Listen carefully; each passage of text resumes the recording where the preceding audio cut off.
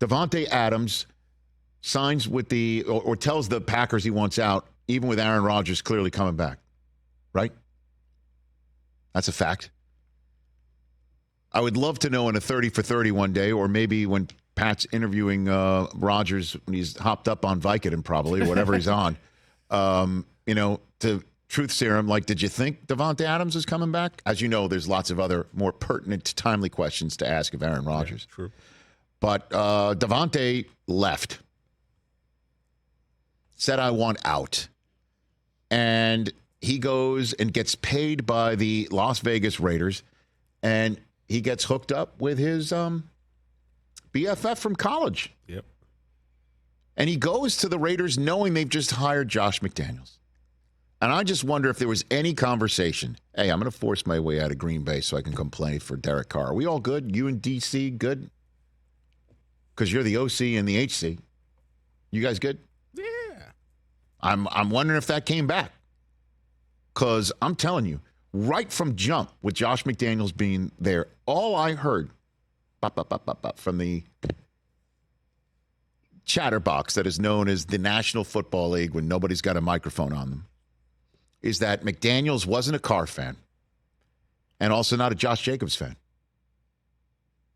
Oh. Yeah, you heard those rumors, whether they're true or not. I'm saying it into a microphone, but I don't think I'm telling any tales out of school. Josh Jacobs hardly touched the ball in the preseason. They didn't pick up his fifth-year option, which is something that seriously came home to roost this summer, didn't it? Mm-hmm. And I think we learned that either it was untrue that he wasn't a Josh Jacobs fan, or he learned to love him. Probably the latter. And that it was either untrue that he wasn't a Derek Carr fan and just was done with him. Something happened in that locker room last fall where, if you remember, after one of the many blown lead losses that the Raiders suffered last year and making fools out of people like me saying that they were going to beat the Chiefs in the AFC West finally. Remember Derek Carr came out tearful saying, basically something's up with everybody in that locker room. Yeah, a handful of us are there. Go to work every day and what these guys are going through each night. I want to know about that, too, under sodium pentothal for somebody. What was that all about? All I know is I'm in the booth, Christmas Eve, chilly night in Pittsburgh. Chilly? And kind of windy. All right. It was brick out. You were there? No, you were in town. I was in town. Okay. So I'm in the booth, and Derek Carr throws multiple interceptions in the second half. Kenny Pickett finds George Pickens, touchdown. Raiders are essentially eliminated from playoff contention. They still have something. And Christmas Day, the next day, I open up my old Twitter machine, back when it was called that. And you see that Carr's been told, you're done. Crazy. You're done. And then Davante Adams, as we all know, in this non-playing season, made all sorts of comments that he pushed back on eventually, that he's not really sold on what the hell's going on in Las Vegas. The Jimmy G's coming in, and I guess he's the perfect vessel for the good ship McDaniels. I mean, this is what's called in the NFL media world a narrative.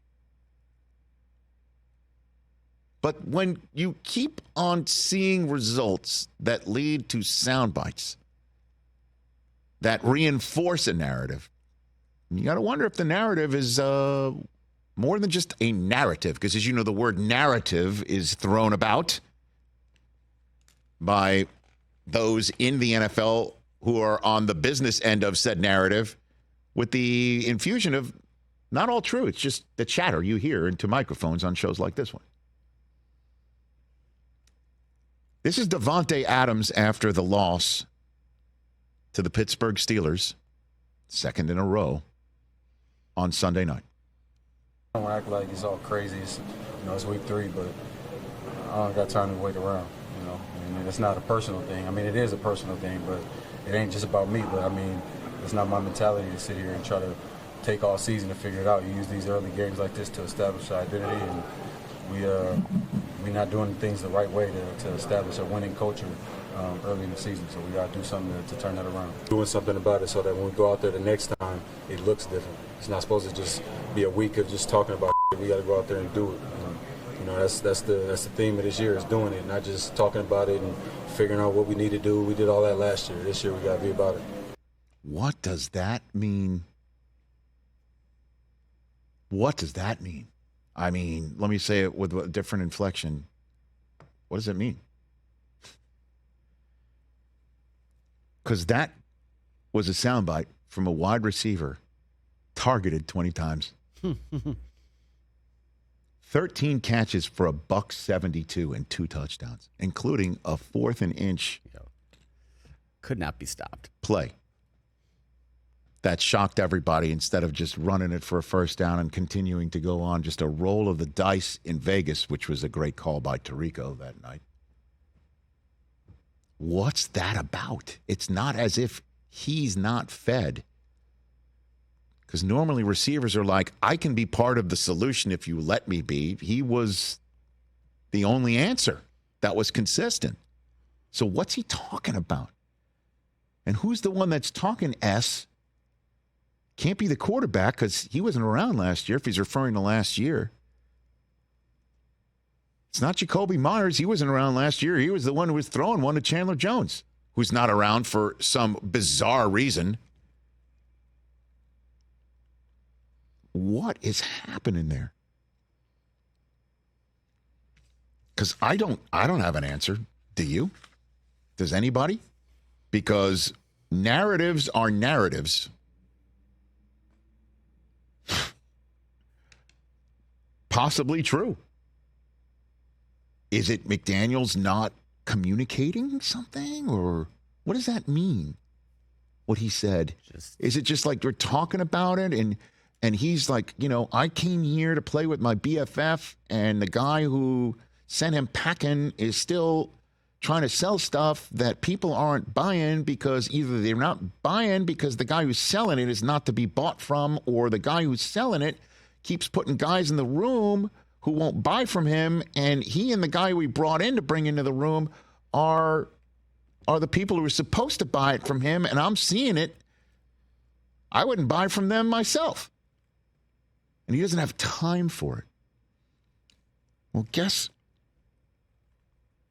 as the sands run through the hourglass, who's coming into town in Week 5 in Las Vegas, Nevada, on a Monday night for everyone to see the Green Bay Packers? Oh, boy. He's going to watch Jordan Love play and just be like, send me back. I don't Right. I don't know how off that is. Again, narratives, I don't know. Or he's going to watch Herbie play and go, I want to go there. In Week 4. Yeah, this coming week. Right. Well, he's playing in front of a home crowd there, and I know I keep on saying it. I'm not being facetious. Raider fans, this is a Raider town in Los Angeles. Still. Period, end of story, and I am not stuttering. Nope. Okay?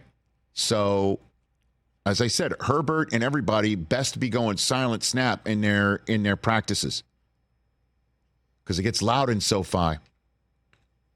That's going to be a wild game. It is going to be a wild game because the loser goes to 1-3. I mean, it's a big Week 4 game, man. Loser 1-3, winner goes 2-2, gets a division W. Yeah. And if they're 1-3 in Vegas when Green Bay comes into town, how grumpy? That is the grumpiest wide receiver who's been targeted 20 times I've ever seen in my entire life. He caught everything. He got thrown everything. Yeah, well, he had to. What is going on in Vegas? Catch the Rich Eisen Show every single day on the Roku channel, 12 to 3 Eastern, for free.